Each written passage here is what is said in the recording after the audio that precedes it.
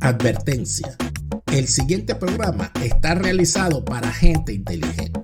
Si usted no es inteligente, no lo vea, pues no lo entenderá. Daniel Lara Faría. Han Venezuela, llevamos Venezuela a tu hogar. Octaedro Contenidos, la solución para tus redes sociales. Tuplata.com.be, tus envíos seguros de USA a Venezuela. YM Insurance, estar seguro es tener un seguro. Japón Sushi and Fusión, el mejor sushi de Panamá. Patreon.com/DeLaraF. Con tu apoyo nos ayudas a seguir creando contenidos para todos.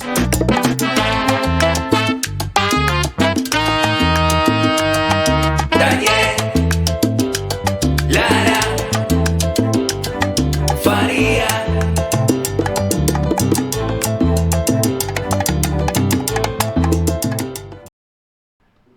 Seguimos en Fuera de Orden, crónica de la desgracia nacional e internacional, plomería informativa. Gracias a todos por seguir con nosotros. Recuerden que aquí en nuestro canal Daniel Lara Faría Presenta hacemos vida ya más de 100,000 suscriptores. Gracias a todos los que se han suscrito, gracias a los que le han dado a las notificaciones, a la campanita para estar pendiente de todos los nuevos contenidos que acá tenemos. Y por supuesto a nuestros suscriptores en Patreon, patreon.com/DeLaraF. Patreon.com/DeLaraF. Son esos suscriptores los que nos ayudan a seguir creando contenidos para todos y seguir avanzando en todo esto. Bien, nosotros en la primera parte del programa habíamos conversado sobre estas nuevas cosas que al parecer están enredando todo el tema de Carlos Lanz y de cómo lo que empezó siendo una especie de novela truculenta, de donde estaba mezclado en principio la desaparición forzosa, el Mossad, la CIA, Frank Nihaus, el chavismo originario, los viejos guerrilleros, los derechos humanos, o sea, ese poco de cosas que estaban ahí mezcladas, todo eso se termina convirtiendo en en un thriller con guión quién sabe de quién, donde aparece el fiscal del popurrí en la jeta, Tarek William Saab, echando un cuento que ya te quiero yo contar cómo haría Stephen King para dormir tranquilo después de escucharlo. Y yo quería hoy, que es lunes ácido y que tenemos con nosotros a Alberto Franceschi, como todos los lunes. Gracias, Alberto, bienvenido por estar y gracias por estar con nosotros otra vez. Alberto, yo recuerdo que aquí en este programa, y afortunadamente están todos los programas y todas las conversaciones que hemos tenido en una lista en este canal donde los pueden ver y lo pueden chequear absolutamente todos. Yo recuerdo cómo Alberto Franceschi en estas conversaciones un lunes, cuando se dio la desaparición de Carlos Lanz, lanzó un mensaje críptico diciendo: ¿será verdad que detrás de todo eso, a desaparición, hay un tema de $10 millones que quedaron por allí flotando? Alberto, la imaginación se quedó corta ante lo que ha salido a flote. Que sea verdad o sea mentira, igual para mí es la muestra real de cómo quien no esté convencido de que el chavismo es un conglomerado criminal, que se vaya despertando, porque aquí está la cosa básica. ¿Cómo evalúas tú todo esto a estas alturas? Bueno, que efectivamente quedó demostrado ahora ya los terroríficos hechos de la triste muerte de esta persona, efectivamente propia de un thriller de terror. Bueno, señala que efectivamente son trifulcas internas de las distintas bandas dentro del chavismo para apropiarse de los reales que se cogió otro también. Yo no estoy de abogado de la causa del señor Lanz, no sé cómo te podía tener millones de dólares, pero son esos millones de dólares los que quiere arrebatarles. Parece que es la mujer entonces la que está coludida con sujetos criminales de policías, etcétera, etcétera. Yo supe tempranamente que habían factores policiales en la detención y en en el esfumado, en la desaparición de este hombre, ¿no? Pero efectivamente, caramba, la historia terminó siendo más trágica que la imaginación más terrorífica, ¿no? Pero Alberto, fíjate tú que cuando yo veo Sí, lo vimos en el primer segmento del programa de hoy. La declaración del supuesto delator, ¿no? Con una tranquilidad pasmosa, ¿no? Narrando un cuento que si es verdad es pasmoso y si es mentira también. Pero deteniéndonos en el supuesto de que el señor esté diciendo la verdad, estamos hablando de un tipo que era del entorno más cercano de Carlos Lanz y que narra muy tranquilo cómo hicieron todo y cómo él se queda inclusive con una condecoración que tenía, que le habían dado a Carlos Lanz, y él dice que él se lo quedó como trofeo de guerra. Viendo eso de esa manera, uno se tiene que hacer la pregunta, oye, los abuelos le decían a uno, dime con quién andas y te diré quién eres. Si Carlos Lanz tenía a ese portento de virtudes a su lado como amigo y más cercano, es porque el señor Carlos Lanz, bueno, como que no sabía escoger bien en sus amistades. No digamos ya de escoger pareja, pero de escoger amistades. Estamos hablando de unos tipos que se mueven en un entorno criminal, Alberto. Viene siendo más o menos lo mismo de lo que pasó con Robert Serra y de lo que pasó con los demás. Unos tipos que están en un entorno criminal. Y esos son los que tienen el país agarrado por la mano. Estrictamente. Mira, no sé dónde saqué yo esta afirmación, pero me pareció siempre un axioma político. Lo último explica lo anterior. Es decir, ese tipo de procedimientos que rodean la investigación y las conclusiones sobre la muerte de Lanz, Castellano, bueno, devuélvelo a todos estos personajes desaparecidos y es exactamente igual. El operativo de liquidación de aquel fiscal Anderson, por ejemplo, es un asunto policial y de connotaciones oscurísimas que envuelven al señor canciller de la República para entonces, o antes de ese hecho, que era el tal José Vicente Rangel. La manera como desaparece este muchacho en escándalos truculentos, etcétera, también Serra. Es que todos han desaparecido así, en medio de una historia siniestra. Bueno, efectivamente, es que el chavismo hace rato tiene muchas cosas que debe como explicación a la sociedad.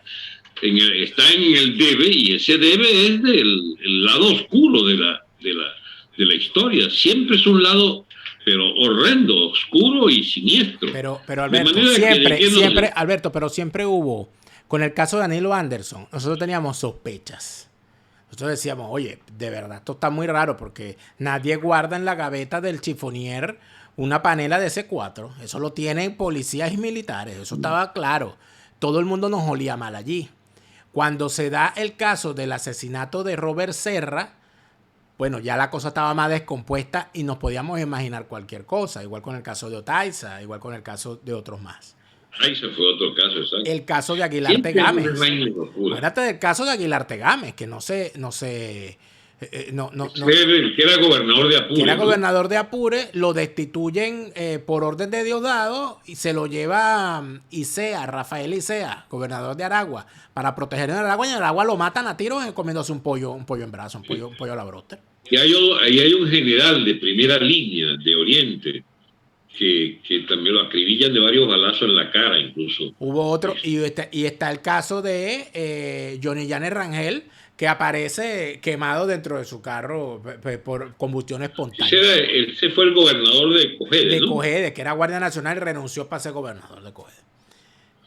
Qué cosa, ¿eh? Entonces, mira, empieza a enumerar, y Dios mío, son muchos casos. Estamos hablando de pasé un libro, de nada más con los crímenes del chavismo. Pero entonces, cuando tú ves la cosa de ese punto de vista, y llegando aquí, vamos a empezar con Danilo Anderson y terminamos en el hoy de Carlos Lanz. En esta ocasión, no han podido armar, o sea, la cosa es tan abierta y han llegado a tal nivel que los tipos no han podido armar lo que llaman en Colombia un falso positivo. Es decir, no han podido decir que si la CIA, que si fue un periodista, que si fue no sé qué, que si fue la oposición, porque como ya no hay oposición, porque como no hay quien ende en eso, como ya no hayan a quien culpar, como ya los que no están presos están exiliados o desactivados o rendidos o vendidos, pues los tipos no han tenido más remedio que salir con toda la desfachatez porque no les pesa nada, porque no van a perder nada diciendo, no, lo mató la esposa que también es chavista y revolucionaria, lo picó y se lo dio de comer a los cerdos. Esa muestra, o sea, cómo el chavismo ni siquiera está cuidando la cara, Alberto. ¿Cómo no están cuidando ni siquiera la forma para confesar lo que son capaces de hacerse entre ellos mismos? Han llegado ya a un nivel de desfachatez donde uno no se explica por qué todavía hay que explicarle a algunos que el chavismo es una organización criminal. Pero, ¿qué más quiere? Ahora ellos en algunos casos logran como tapar. En el caso del juez Anderson, ellos consiguieron unas víctimas propiciatorias que son los hermanos Guevara, ¿sí?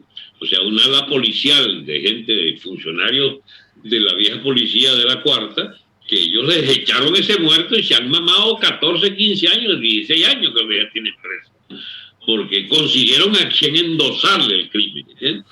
Y estarían presos mientras estuviera Rangel vivo, y después de que Rangel se murió, bueno, tiene que seguir también enterrado en vida, por si acaso no vaya a ser que quede algún cabo suelto. Ese es el típico crimen llamado perfecto, ¿no? Donde consigues hasta unos culpables propicios, ¿no? A la orden. Preta por té. Preta por té. Bueno, ahora, ¿por qué este interés del fiscal en especial de sacar ahora ese caso? Ellos saben perfectamente que hace meses y meses. Ellos saben hace no sé, 1, 2, esto tiene 2 años. 2 años. Pero qué raro, a los 2 años es que se le ocurre, ahora todo está claro, pues, ¿sí? Incluyendo lo más siniestro esto de, caramba. Sí, es una cosa... Puede desaparecer el cadáver, ¿sí? Inenarrable. Yo sí supe que a la familia no le gustaba que trataran públicamente el tema, porque decían, yo recuerdo que sus hijos reclamaban de quienes hacíamos propaganda por lo del crimen, de la hipótesis del crimen contra él, que dejaran eso, sí, que eso era, que él era un revolucionario y que estaba... Bueno, con razón, efectivamente, en la propia familia estaba la división sembrada. Pues yo no creo que la familia toda estuviera con el asesinato de Carlos, ¿no? No sabemos. No creo, tenía 2 hijas allí. Hay una que es idéntica a él, incluso la fisonomía.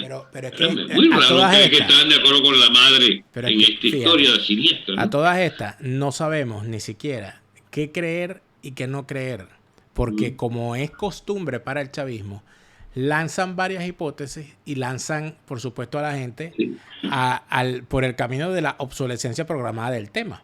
Se hablará tanto y se dirán tantas cosas que la gente se olvidará. Fíjate tú que en la primera parte del programa de hoy nosotros hablábamos de lo que ha hecho público un reportero de sucesos al cual no se le puede acusar de cualquier cosa menos de no ser un profesional en su materia, que es Santiago Gutiérrez, reportero de sucesos históricos televisivos.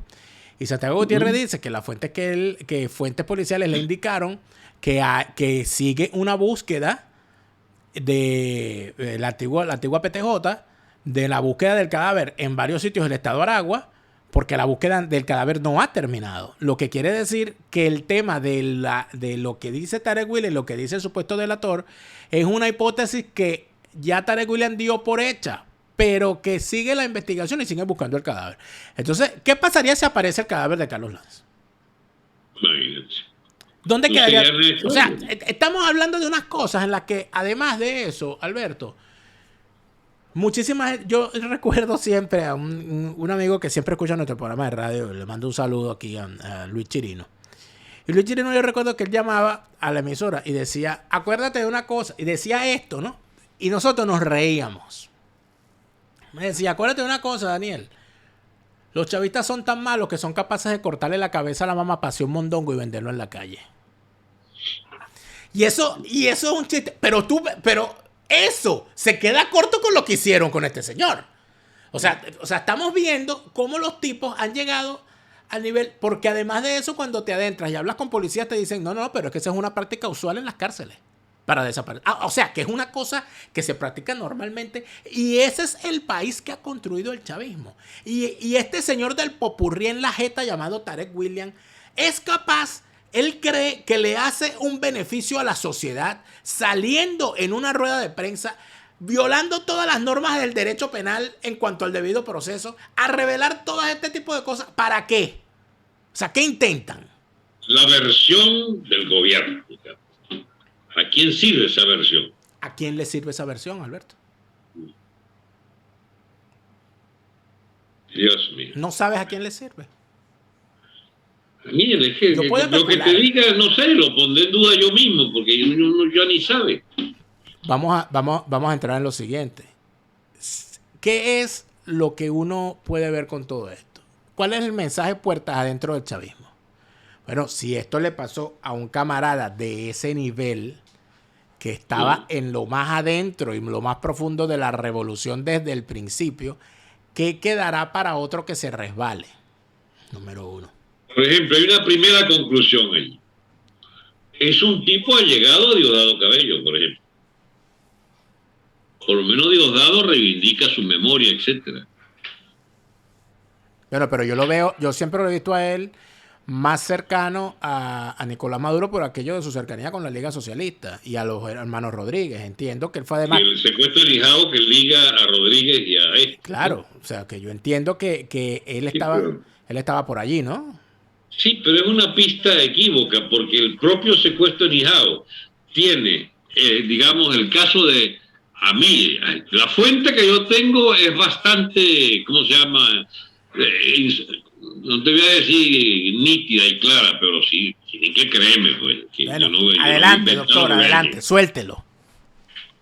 A mí me contó Carlos Lanz que lo que ocurrió en el secuestro es que él tenía a la persona en sus manos, el señor industrial, y necesitó, porque no tenía la logística suficiente, necesitó de la OR, la organización que dirigía Julio Escalona, y ¿cómo se llama? Aquel Rodríguez, ¿no? La OR, que significaba Organización de Revolucionarios, que venía siendo una excisión de los frentes guerrilleros del MIR. Y que entonces se lo quitaron, le robaron el secuestrado. No puede ser. ¿De dónde voy a sacar yo eso? Me lo dijo Carlos. O sea, Carlos Lanz fue el que secuestró a Nihaus y Jorge Rodríguez Padre y David Nieves le robaron el secuestrado. Le robaron el secuestrado. Le dijeron, ladrón que roba ladrón, tiene 6 años, pero está tumbado y me voy. Pero esto, Alberto, eso es peor que el cuento que conocemos. Una cosa como esa, ¿no? Para que tú veas. Pero es que allí... Entonces, lo que tú me dices ahora, que Rodríguez es de la misma, idéntica la argumentación a la de...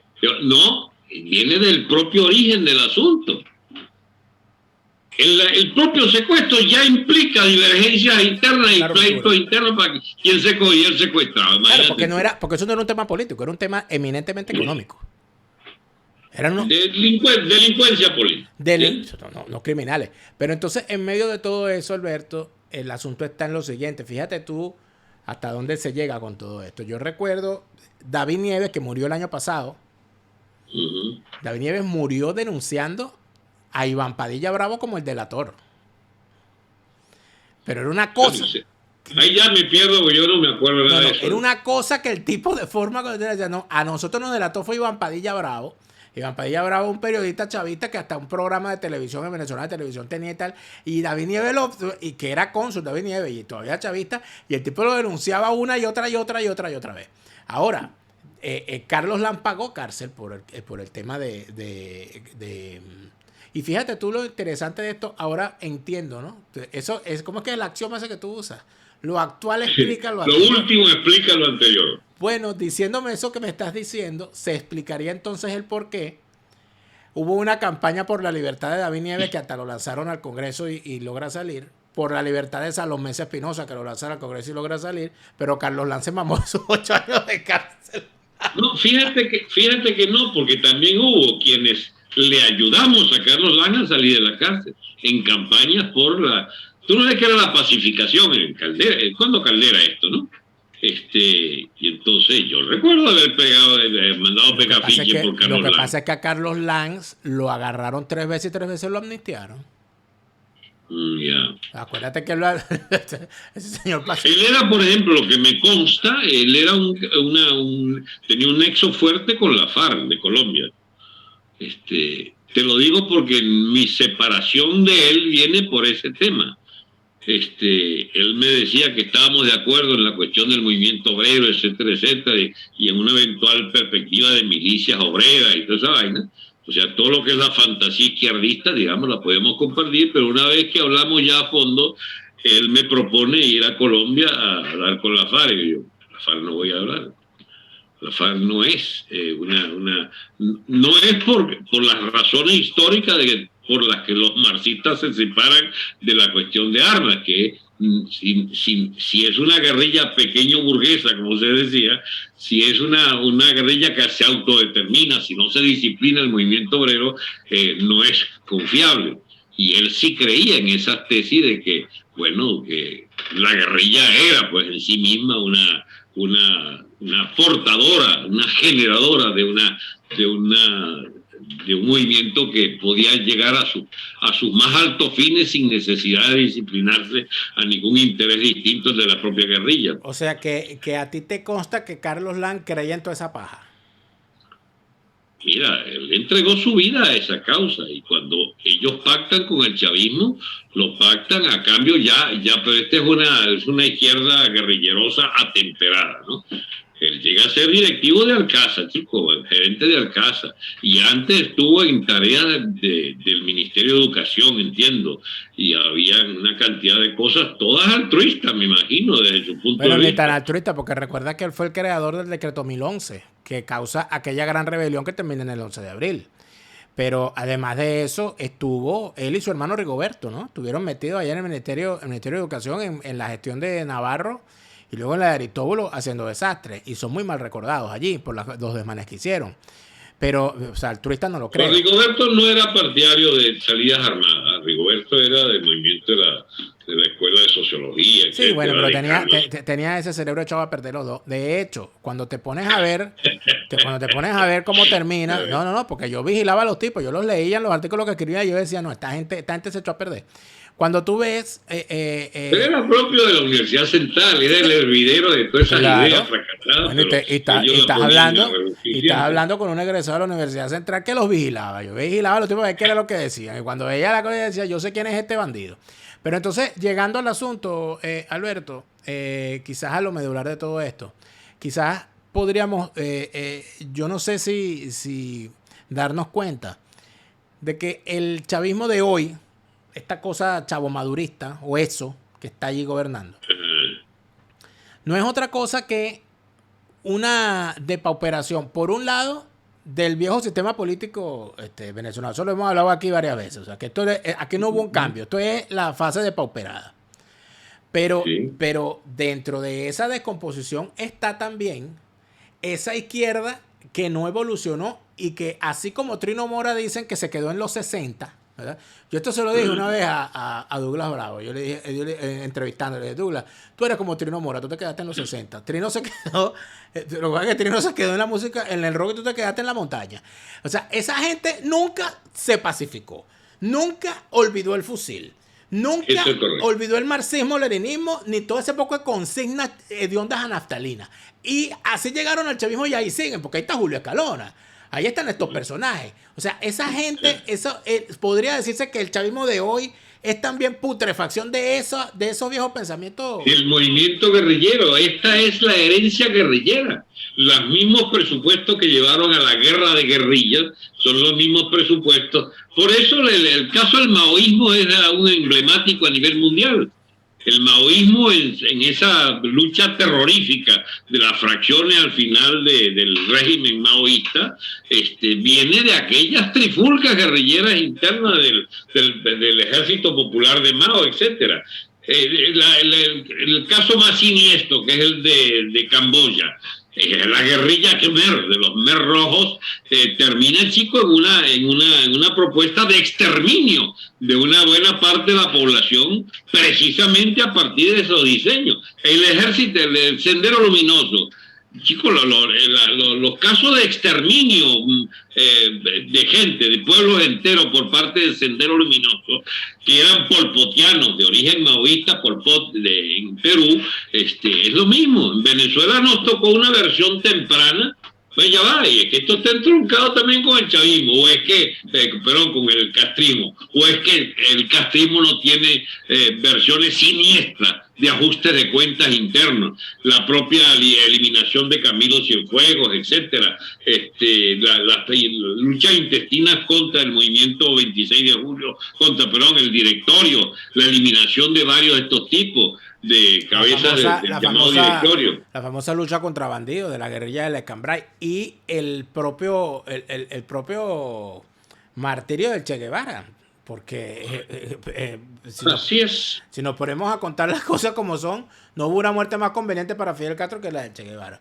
Ahora, eso de la guerra de guerrillas en Venezuela y toda la ideología siniestra que generaba la famosa lucha armada, la estrategia armada, yo a veces la gente decía, bueno, ¿dónde conoce esta cosa? Es que yo un testigo privilegiado, yo era muy amigo de Moisés Moleiro, que montó el frente del bachiller y conoció a fondo esas concepciones y teorías y escribió, dejó prueba escrita de su ruptura con esa fuente del llamado foquismo. Mientras que otro como Regis Debray, el ministro de Mitterrand, que estuvo en Bolivia preso y que escribió sobre el diario de Guevara, etcétera, mientras ese logró disimular y hasta fue ministro del Estado Imperial francés, el señor Regis Debray nunca habló sobre estas cosas, nunca dijo lo que yo propuse fue un disparate mayor y es una teoría criminal, esto de revolución en la revolución. A diferencia de Regis Debray, Moisés Moleiro sí fue un tipo que en el medio de sus grandes equivocaciones tuvo la osadía de demostrar cómo aquella teoría era una barbaridad completa, y denunció es una requisitoria contra el guerrillerismo urbano y rural, etcétera. Y a Moisés Moleiro la izquierda estará eternamente, digamos, en deuda con él por haber aclarado a muchas de su generación cómo era una tesis absolutamente contraria a los intereses del conjunto de los llamados sectores explotados, oprimidos, etcétera. Yo estuve con Moisés Moleiro en la batalla política al lado de Moisés contra las propuestas guerrilleristas que afloraban de vez en cuando en las luchas internas del MIR, pero eso no me...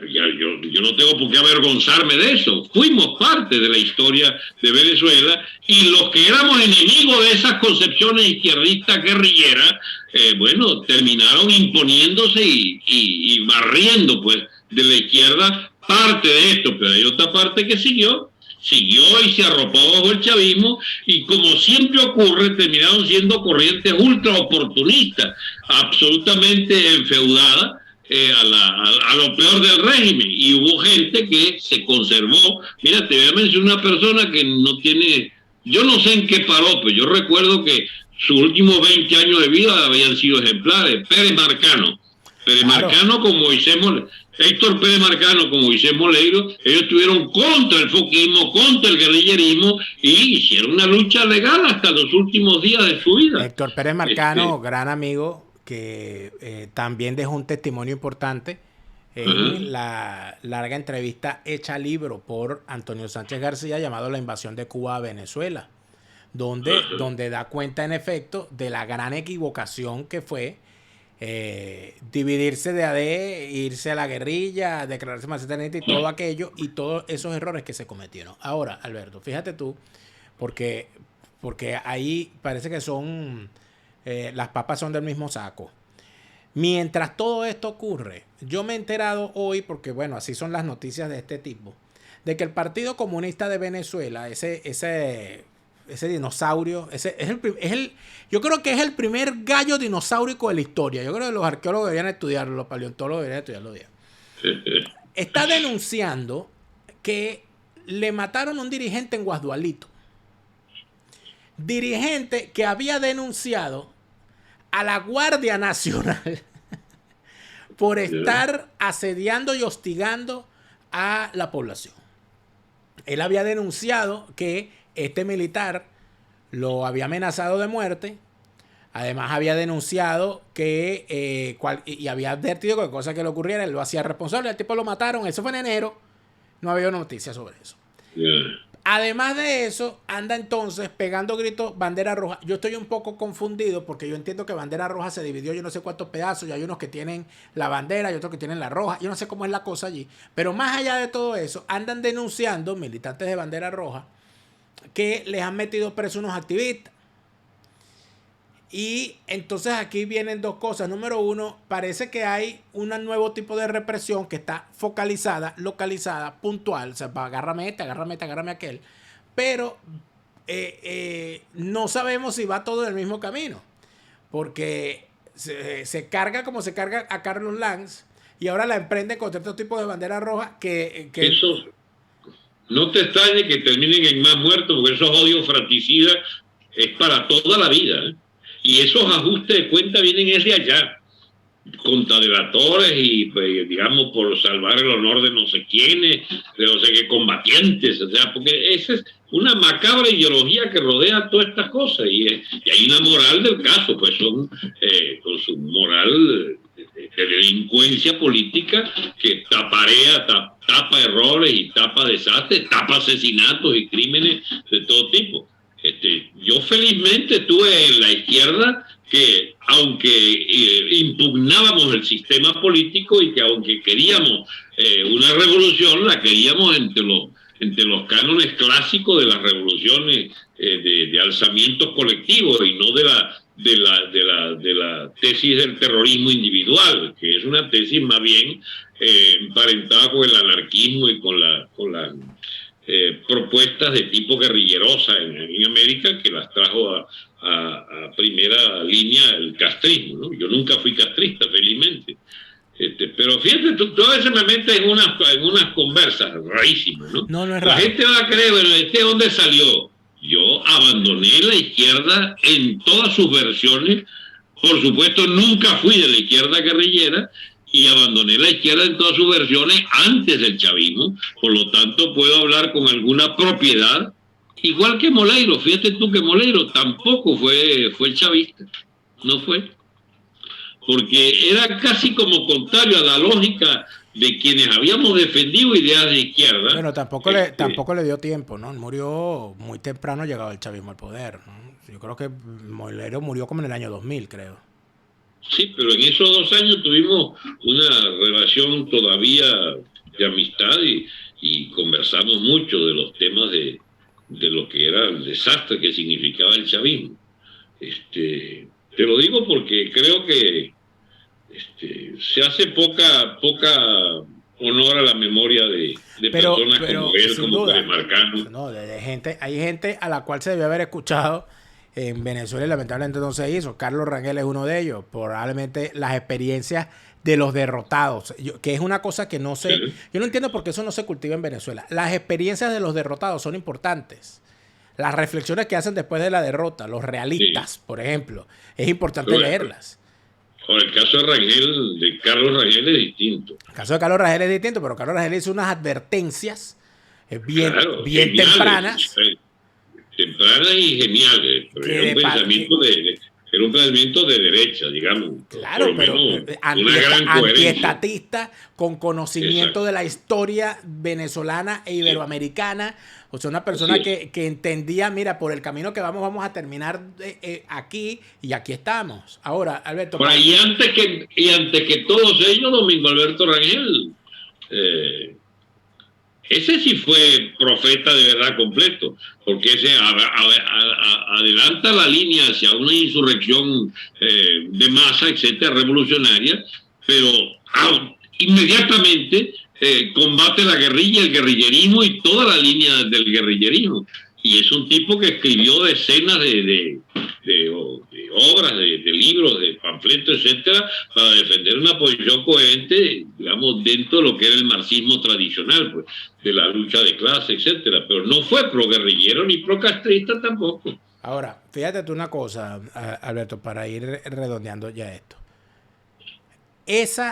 Yo lo decía al final del segmento pasado. Retratando lo que es el chavismo, se retrata lo que es el sistema. Estos tipos que han hecho todo esto durante todos estos años, que han matado a los suyos propios en sus guerras intestinas de las peores maneras, los queman en el carro, los lanzan para un río, los tirotean en la calle, les ponen una bomba en el carro, los descuartizan y se los lanzan a los cochinos. Con esos tipos es que la oposición falsaria y protibularia anda dialogando en México. Con esos tipos, con los representantes de ese tipo es que Gerardo Blay se dio la mano. Nada más y nada menos que con Jorge Rodríguez. Y pactando. Entonces, y pactaron. Entonces, es necesario que se entienda que mientras más asqueroso se vea el chavismo, mientras más estemos seguros de su raigambre criminal, peor parado queda todo aquel que diciendo ser opositor pacta con ellos. Así es, sin duda alguna. Es una excelente conclusión. Te siento lacónico. No, porque es una excelente conclusión que resume todo. La celebro. Yo la comprendí desde el primer día, Daniel. ¿Qué te digo yo? No. El problema es que hay unos que llegan con otros énfasis. Ahora, Para mí esto está claro, en 1998. Por supuesto, ¿sí? Y lo has demostrado. Pero ahora te digo yo una cosa. Yo recuerdo una vez haber escuchado una expresión, creo que fue a Ibsen Martínez, que él decía que cuando lo pusieron a escoger entre Salas Romer y Chávez, él sentía que él no podía votar por Chávez por una simple y sencilla razón. Porque cuando veía a quienes estaban con él, veía a todo el ñangaraje brutazo que él conoció cuando estaba en la universidad. Y él dijo, y ese poco es gentuza, ¿para dónde va? Entonces, cuando ustedes los que vivieron y vieron a estos tipos equivocarse 1000 veces, porque se equivocaban 50 veces y no lo reconocían. Se equivocaron dividiendo partidos, se equivocaron alzándose contra la democracia, se equivocaron mandando a la gente para las guerrillas, para después arrepentirse y no hacer acto de contrición. No era fácil para el que vio todo eso darse cuenta de que si esa gente estaba en el chavismo te iba a terminar mal. Claro.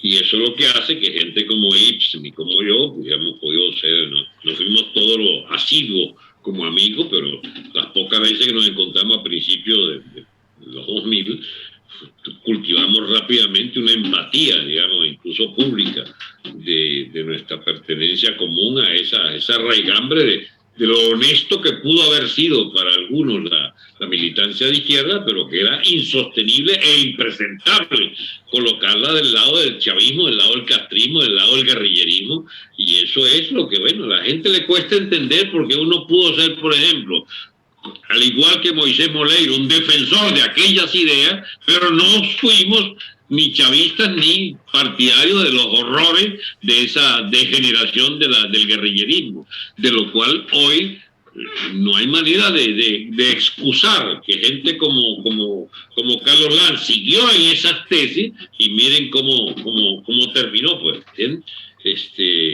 Pero eso es parte ya del conglomerado criminal de la casta delincuente que fue quedándose con esa idea, independientemente de que algunos siguieran creyendo en la parte, digamos, menos repugnante de aquellas propuestas, pero que era, bueno, ideológicamente estaban comprometidas con ellas.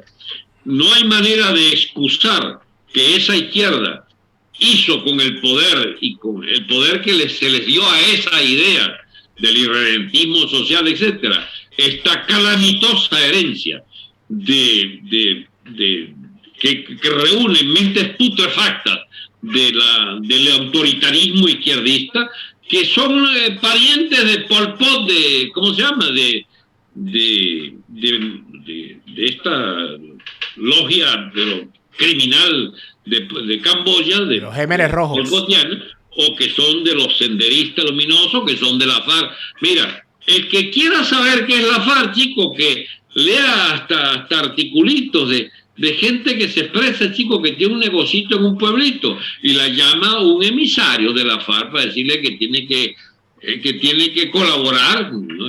cuando tratan de escapar, no, ya va, porque usted no me entendió, usted tiene que colaborar. Es decir, el impuesto de guerra, el famoso impuesto de guerra, del que miles de vagos y maleantes de la FARC viven desde hace años y años.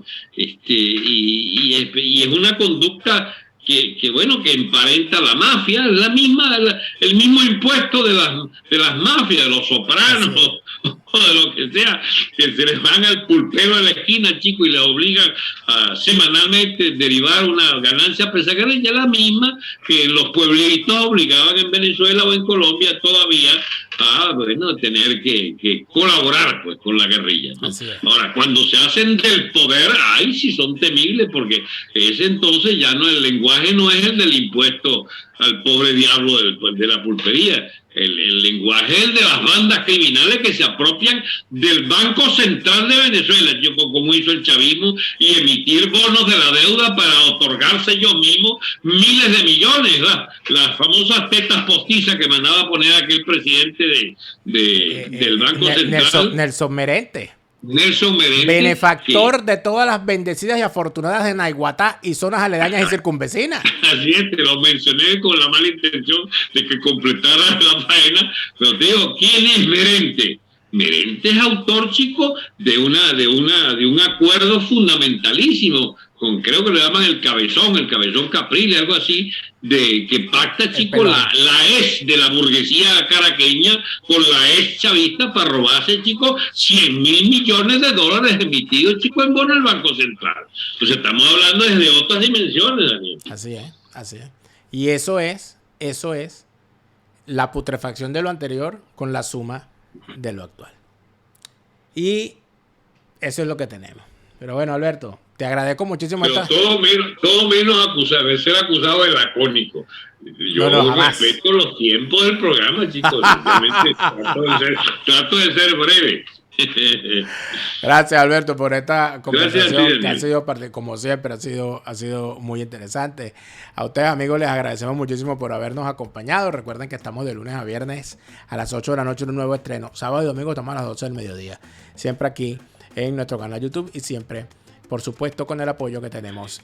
¿Tiene algo más que decir, Alberto Franceschi? Sí, que es que la llamada boliburguesía, los bolichicos, son parte de la mafia en la versión de derecha y extrema derecha, pero es la misma de esas capas putrefactas de las élites de Venezuela. Yo veía, y los invito a los que no lo han visto, en las pastillas de memoria del viernes pasado, reprodujimos una entrevista que le hizo Marcel Granier a Carlos Rangel.